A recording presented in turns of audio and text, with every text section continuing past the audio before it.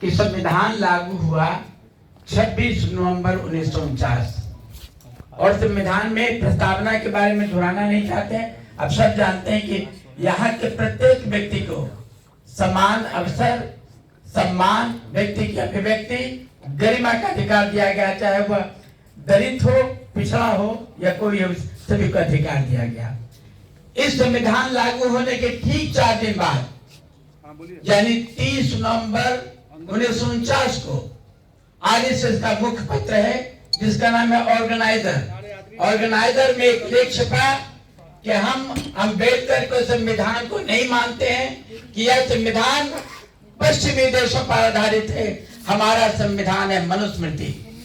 और तब से आरएसएस और बीजेपी वाले शुरू से संविधान को नकारने का प्रयास करते रहे। दुर्भाग्य से पहले उनका बहुमत नहीं था, तब चारा नहीं चला। जब नरेंद्र मोदी आए उसी दिन से संविधान बिल्कुल खत्म होते गया और यहाँ के लोग समझ नहीं पाए। और सबसे पहले मित्रों, मैं केवल 2 बात बताना चाहता हूँ। अभी जो मूल समस्या है कि हमारे संविधान को जो 65% आरक्षण कैसे बचेगा, बिल्कुल कानूनी ढंग से बचेगा। अभी एडवोकेट अरविंद गुप्ता साहब बोल रहे थे कि 9 जजेस का बेंच का फैसला है। फिर अभी अरुण कुशवाहा साहब बोल रहे थे, ठीक है, उनको शायद स्मरण नहीं होगा, जब 1992 में 9 जजेस के बेंच ने फैसला दिया कि आरक्षण का अधिकतम सीमा 50% होगा। तो मित्रों, आपको याद दिलाना चाहते हैं कि इस 50% सीमा को संविधान के 81वें संशोधन द्वारा रद्द कर दिया गया। उसमें क्या था ये भी बताना चाहिए। 9 जून 2000 को ये लागू हुआ।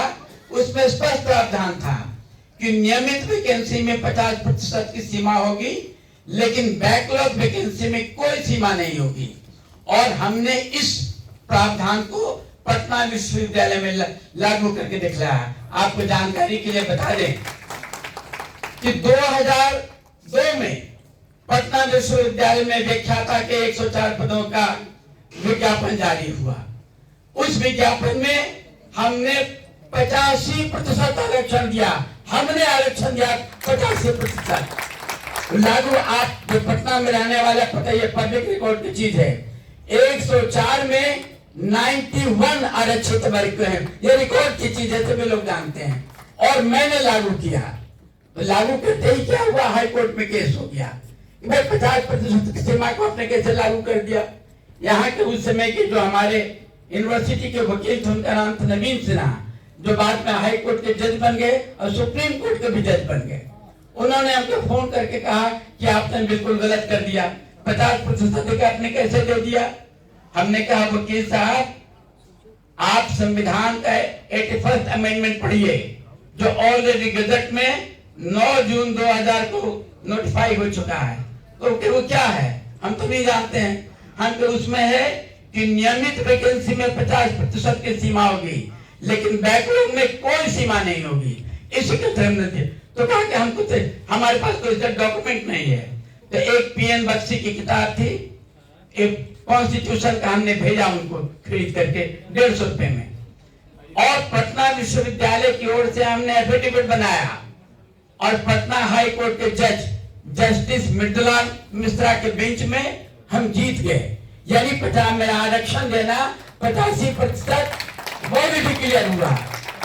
तब ये लोग अपर कास्ट को कम मानने वाले थे, चले गए डिवीजन बेंच में, मैंने डबल बेंच में चले गए, हम वहां भी जीत गए। फिर भी नहीं माने, सुप्रीम कोर्ट पहुंच गए, हम वहां भी जीत गए। तो ये इतिहास की बात है मित्रों। ये कहना कि अभी ये लोग बोल रहे हैं कि 9 जजेस का फैसला है। अब इस जो 81st अमेंडमेंट था, इसको अपर कास्ट ने चुनौती दी थी सुप्रीम कोर्ट में कि ये गलत है। और सुप्रीम कोर्ट का कॉन्स्टिट्यूशन बेंच, जिसका नाम था एम नागराज बनाम भारत सरकार, उसने फैसला दिया कि 81st अमेंडमेंट वैध है, अर्थात बैकलॉग में 60% आरक्षण भी वैध है। और इसी के अंतर्गत पटना विश्वविद्यालय हमने दिया। ये सही है कि इतिहास में यह पहली घटना थी जब हमने 85% नहीं हो पाया। अभी देखिए यहाँ पर अभी 65% क्यों रद्द हुआ? नीतीश कुमार जी के परम मित्र एडवोकेट जनरल हैं पीके शाही। ये पीके शाही को चाहिए था कि 81st अमेंडमेंट के बारे में और नागराज का जजमेंट जो कॉन्स्टिट्यूशन बेंच का जजमेंट का हवाला देकर बताते कि इसलिए वैध है। और यही नहीं मित्रों, 7 नवंबर 2022 को कॉन्स्टिट्यूशन बेंच ने फैसला किया, अपर कास्ट के रिजर्वेशन सवर्णों का रिजर्वेशन हुआ तो 5 जज के बेंच ने फैसला दिया कि 50% सीमा सैक्रोसैंक्ट नहीं है, यानी अंतिम नहीं है, आवश्यकता अनुसार से बढ़ाया जा सकता है। तो ये बात शाही जी ने क्यों नहीं रखा? सुप्रीम कोर्ट में गया, वहां पर श्याम दीवान जी हमारे बिहार के एडवोकेट थे, कोर्ट में गया, कोर्ट स्टे करने के बजाय अक्टूबर में रख दिया। आज हम ये अभी अरविंद गुप्ता जी से फिर से अनुरोध करते हैं कि हम जो कह रहे हैं नागराज बनाम भारत सरकार, आप देख लीजिए कि 81st अमेंडमेंट को वैध करार किया कि नहीं किया। अगर ये वैध है, आप लेंगे सुप्रीम कोर्ट में तो हम गारंटी के साथ कहते हैं कि हम जीतेंगे। लेकिन दुर्भाग्य की बात है मित्रों कि हम बैकवर्ड लोग बिल्कुल नहीं पढ़ते। हम बैकवर्ड को पढ़ाई से बिल्कुल दुश्मनी का नाता है। आज हमारा देश का सबसे बड़ा दुश्मन, आरक्षण का सबसे बड़ा दुश्मन बीजेपी है। आज आश्चर्य होता है, आप देखिए अभी हाल की बात बता रहे हैं, 29 नवंबर 2018 को एडिशनल सेक्रेटरी सुजाता चक्रवर्ती के हस्ताक्षर से एक शासनादेश निकला, क्या जिसको कहा जाता है लेटरल एंट्री। कहा कि संयुक्त सचिव के पद पर कंपनी के विशेषज्ञ लोगों की नियुक्ति की जाएगी और इस नियुक्ति का नाम है लेटरल एंट्री। उसमें अगला लाइन साफ साफ लिखा हुआ है कि लेटरल एंट्री में आरक्षण नहीं होगा। यह शासनादेश में लिखा हुआ है, लेकिन एक भी बैकवर्ड और दलित एमपी एक आवाज तक नहीं उठाया। इससे बड़ी दुर्भाग्य की बात है कि चिराग पासवान, जीताराम मांझी ऐसे लोग वहां पर कह रहे हैं कि मोदी जी आरक्षण लागू करने के प्रतिबद्ध है।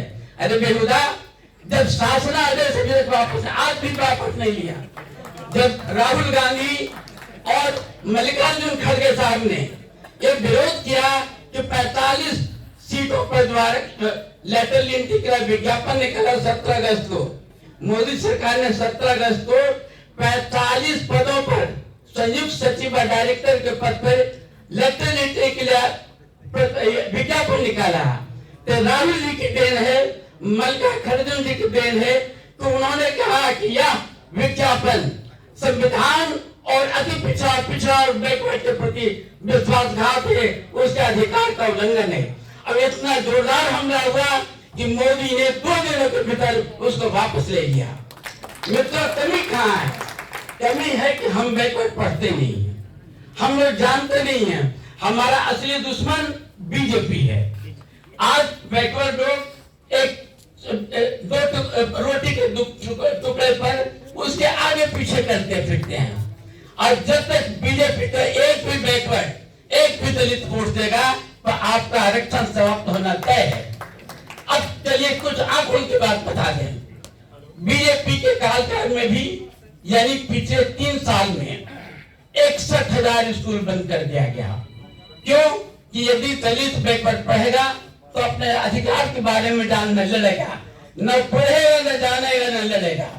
दूसरी बात, आप देख रहे होंगे कि बाबा साहब अंबेडकर ने संविधान के अनुच्छेद 38-39 में व्यवस्था की कि भारत एक कल्याणकारी राज्य होगा और इसकी सामाजिक व्यवस्था ऐसी होगी जिसके राष्ट्रीय जीवन के सभी संस्थानों में सामाजिक, आर्थिक और राजनीतिक न्याय होगा।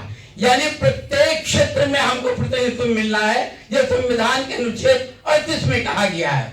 लेकिन हमारे बुद्धिजीवी बैकवर्ड ये जानते तक नहीं कि यह अधिकार है, न जानते हैं, न बोल पाते, न लड़ते हैं। उत्तर प्रदेश में क्या हुआ? एक छोटा सा उदाहरण, ज्यादा नहीं बोलना चाहता क्योंकि आप और लोग भी बोलेंगे। उत्तर प्रदेश में 69,000 शिक्षकों की नियुक्ति हुई।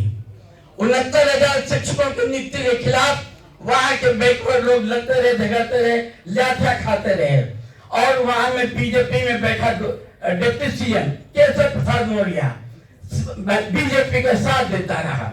जब हाई कोर्ट में गया तो एक मुसलमान जज, कोई मुजीब नाम था, और एक और जज, दो जजों ने स्पष्ट फैसला दिया कि 69,000 शिक्षकों के नियुक्ति में आरक्षण का पालन नहीं किया गया, गलत होता गया। ये जज ने लिखा अपने जजमेंट में।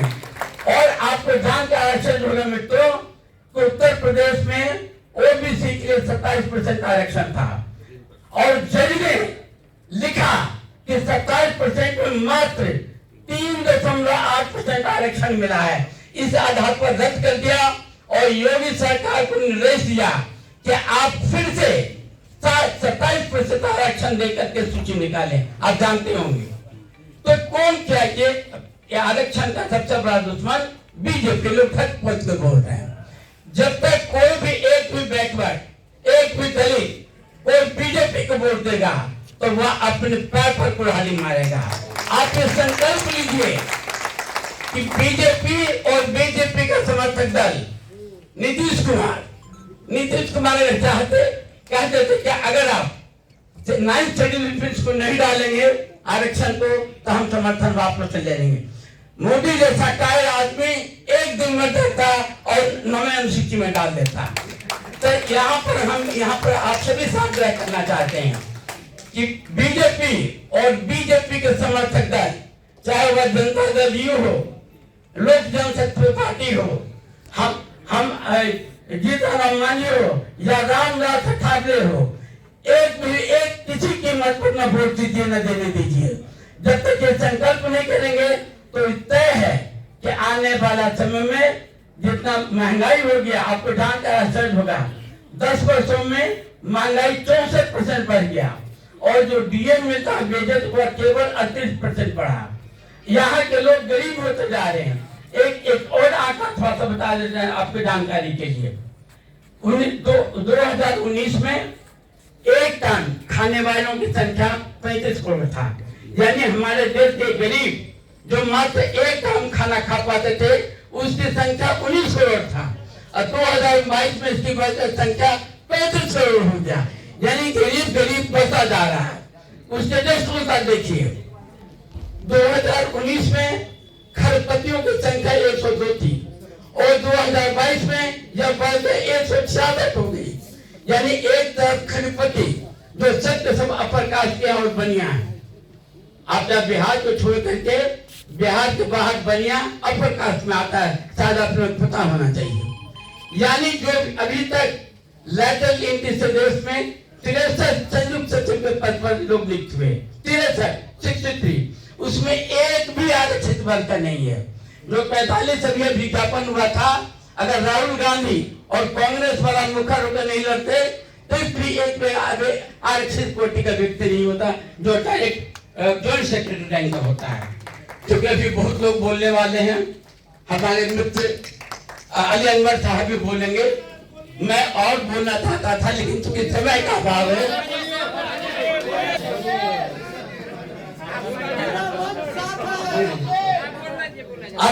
अब हम आग्रह करेंगे सेवा के जो संस्थान हैं उनसे आग्रह करेंगे कि और मीटिंग करें और हमको 1 घंटा दें, हम डॉक्यूमेंट के साथ बोलेंगे, करेंगे। धन्यवाद।